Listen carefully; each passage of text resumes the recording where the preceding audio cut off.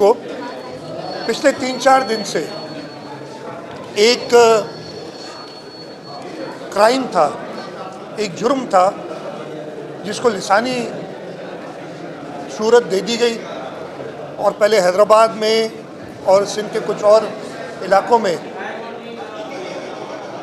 एक लिसानियत देते हुए उस पर कुछ नासमझ लोगों ने इस सिंध की धरती, सूफियों की धरती में इंतशार फैलाने की कोशिश की। हुकूमत सिंध इमीडिएटली हरकत में आई। वो जो क्राइम हुआ था, जो जुर्म हुआ था, उस वक्त करने वाले के ख़िलाफ़ FIR काटी, अरेस्ट हुई और फिर जिन लोगों ने इंतशार फैलाया था उनको भी, चाहे वो हैदराबाद में हो, जामशोरों में हो, दादू में हो, उनके ख़िलाफ़ भी इमीडिएट एक्शन लिया गया। उस वक्त मैंने जो भी डिफरेंट कम्युनिटीज़ थी, मैंने और सूबाई वज़रा ने उनसे इंगेज किया।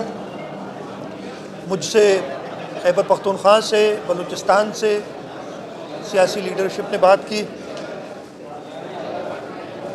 अनफॉर्चुनेटली आज कराची में दोपहर के बाद से सोहराब रोड के इलाके में कोई इंतशार फैलाने वाले कुछ लोग, उन्होंने रास्ता बंद किया, कुछ कानून को अपने हाथ में लेने की कोशिश की।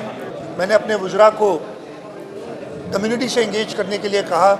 मैंने ख़ुद भी इंतज़ामिया से कहा कि आप कम्युनिटी से इंगेज करें और उन्हें बताएं कि एक जुर्म को जुर्म की तरीके से हमने लिया है और ये इंतशार फैलाने से आप माहौल ख़राब ना करें और हुकूमत सिंध ये इजाज़त आपको नहीं देगी कि माहौल ख़राब हो।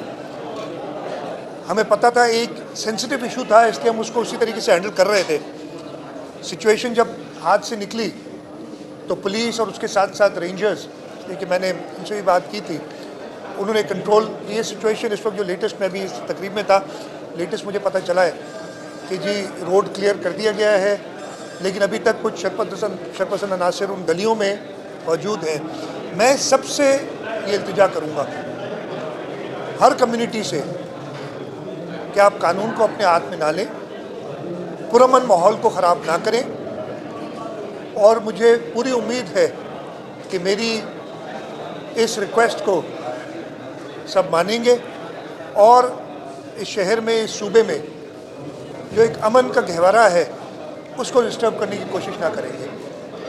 इसके साथ साथ मैं तंबीह भी करना चाहता हूँ हर उस शख्स को जो कानून अपने हाथ में लेने की कोशिश करेगा कि इंतज़ामिया कानून को हाथ में लेने नहीं देगी और इंतज़ामिया वो प्रॉपर एक्शन कानून के दायरे में रहते हुए करेगी। एक बार फिर मैं गुजारिश करूँगा सब कम्युनिटी से, चाहे वो सिंध में रहने वाले सिंधी बोलने वाले सिंधी हों, पश्तो बोलने वाले सिंधी हों, उर्दू बोलने वाले सिंधी हों, पंजाबी बोलने वाले सिंधी हों, कोई भी ज़बान बोलते हो, इस सिंध के शहरी हैं, इस सिंध के रहने वाले हैं, वो सिंध के अंदर अमन व अमान से रहें। मेरा मुतालबा कोई नहीं है। जो सुप्रीम कोर्ट की जजमेंट कल आ गई है, आप लोगों ने भी पढ़ी होगी, मेरी भी नज़र से गुजरी है, और जो हम शुरू से कह रहे थे कि अपनी हुकूमत को बचाने के लिए पूरी मुल्क के आइन को दाव पे लगाना एक नामुनासिब बात थी और आइन को तोड़ने की सज़ा आर्टिकल 6 में मौजूद है। और ये फ़ैसला अब इन लोगों ने ही करना है। जब बहुत क्लियरली बता दिया, वो अपने डिटेल जजमेंट 86 सफ़ों पे मुश्तमिल है जजमेंट, आपने इससे नज़र से गुजरी हो, मुझे मौका मिला था, मैंने उसको स्किम थ्रू किया है। तो वो शख्स, और अभी भी वो यही कह रहा है, अभी कुछ दिनों पहले एक बयान दिया था कि मेरे पास बड़े राज हैं और मैंने एक वीडियो रिकॉर्ड कर ली है, लेकिन मुल्क की सलामती के खातिर मैं वीडियो रिकॉर्ड नहीं करूँगा, लेकिन अगर मेरी बात नहीं मानोगे तो मैं मुल्क की सलामती को इधर उधर कर दूँगा और वीडियो रिलीज़ कर दूँगा। गैर कानूनी इलीगल जो भी लोग हैं उनको मैं एज इलीगल ट्रीट करते हैं, लेकिन उसका ये मतलब नहीं है कि आप उसका सहारा लेके, एक तो वो गैर कानूनी लोग हैं, फिर आप खुद कानून में हाथ में लेके एक गैर कानूनी अमल करेंगे। हमने जब ये पिछले साल अप्रैल मई के अंदर जब अफ़गानिस्तान की सूरत हाल तब्दील हुई थी, बड़ी सख्त नज़र रखी थी और ये इंश्योर किया था कि और मज़ीद गैर कानूनी लोग इधर ना हैं। अफ़गान रेफ्यूजीज़ ये कोई आज की बात नहीं है, ये हमें जो ज़ियाउल हक छोड़ के गया है लेगेसी, उसकी वजह से लोग हैं। हम किसी को भी किसी गैर कानूनी शख्स को यहाँ जो है रहने की इजाज़त नहीं देंगे। और उसके लिए जो इक़दाम फेडरल गवर्नमेंट के साथ मिलकर कर रहे हैं, लेकिन उसके साथ साथ ये बहाना बना के आप कानून अपने हाथ में नहीं ले सकते। आप हुकूमत पे छोड़ें और हुकूमत उन पे एक्शन लेगी। ये हुकूमत भी सिंध के अवाम के लोगों की इलेक्टेड हुकूमत है, लेकिन आप अगर समझते हैं कि किसी भी तरीके से आप कानून खुद हाथ में लेके और कुछ काम करेंगे, मैं कह रहा हूँ सिंध के अंदर पीपल्स पार्टी के जो भी मुखालफिन है ना, उनके लिए वाकई सिंध की सूरत हाल बदतरीन है, इसलिए कि वो सारी मेहनत करके सारी साजिशें करके भी पीपल्स पार्टी की जो लोगों के दिलों में मोहब्बत है वो ख़त्म नहीं कर सके। तो उनके लिए तो वाकई ऐसी होगी। जो मुखालफिन है, जो जमहूरियत पे यकीन रखते हैं, उनके लिए। और कराची में मैंने कल प्रेस कॉन्फ्रेंस की थी, बड़ी डिटेल की थी, शायद पसंद नहीं है, मैंने बहुत सिंपल बात की थी। एक ही लफ्ज़ में दुबारा की 2-4 जुमलों में दोबारा बता देता हूँ आपको कि जो रिकॉर्डेड पानी की बारिश की हमारे पास जो भी डेटा मौजूद है, ईद के अगले दिन यानी 11 जुलाई को सुबह 8 बजे से 11 बजे तक डिस्ट्रिक्ट साउथ में 232 मिलीमीटर बारिश हुई थी, जो रिकॉर्डेड हिस्ट्री में इतनी बारिश किसी 3 घंटे के इंटरवल में नहीं हुई।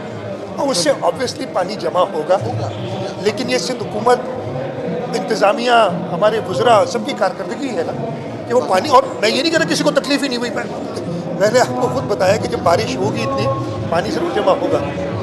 और लेकिन उसमें के बाद उसको जो आप जिस तरीके से रिएक्ट करते हैं और इंतज़ामिया हरकत में आती है और तकरीबन पूरा कराची क्लियर हो जाता है, ये भी सिर्फ हुकूमत का काम था जो मुखालफिन को पसंद नहीं है। अब फिर इस वक्त जब हम बात कर रहे हैं सोराब कोर्ट में, एक तो ये मसला है और बारिश भी शुरू हुई है, तो मुझे अंदर बैठे भी ये सारी इत्तला मैं रखता हूँ कि क्या हो रहा है। और इंशाअल्लाह ताला गवर्नमेंट जो है, अल्लाह ताला बस रहम करे और खैर की बरसात करे।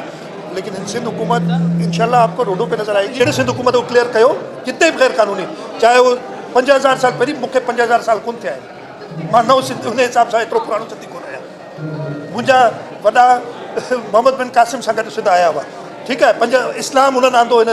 सो तव्हां वरी ॿुधायां त सिंध जा चाहे पुराणा अचण वारा आहिनि हिते रहण वारा या नवां सिंधी, असांजे लाइ कानून में सभु बराबरि आहे। गैर कानूनी कमु कंहिंखे बि न करणु ॾींदासीं, चाहे वो 50,000 साल पुराणो सिंधी हुजे या अजाइल सिंधी। जेको सिंधी आहे कानून सभिनी जे लाइ बराबरि।